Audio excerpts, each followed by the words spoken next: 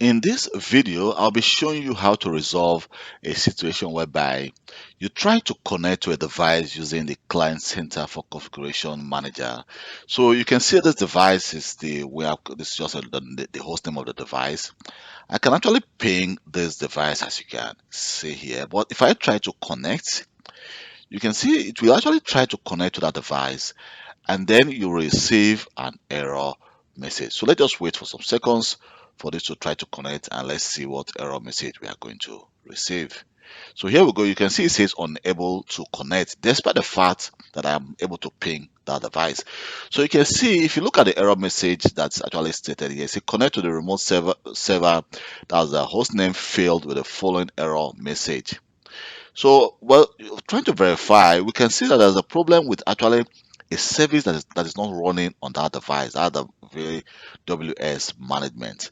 So, what you need to do, if you're working for a big company, definitely this service will be started using group policy. But because the service is not actually started on Windows automatically, so if I go to my Windows 11 device here, and here if I go to service, you can see we have the WS management and you can see it's not started, it's a manual. So what I need to do right now is I'm going to go to the properties, but at the same time, let me just go to the properties first of all. And on the property, you can see we can actually change it to automatic delay or just put it to automatic and then we can start the service. So the service is being started at the moment. Here we go, and then I'll click OK. And then if I go to my Client Center for Configuration Manager and I try to connect again, let's see what happens. When I try to connect, here we go. You can right now see that I'm actually connected to that device. So if I open PowerShell, let me just hit enter.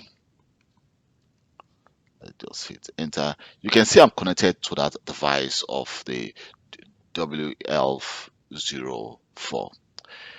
Thank you very much for your time. My name is Kelvin Johnson. This is how you actually fix a situation whereby you try to connect using the client config and you receive the error message which says unable to connect.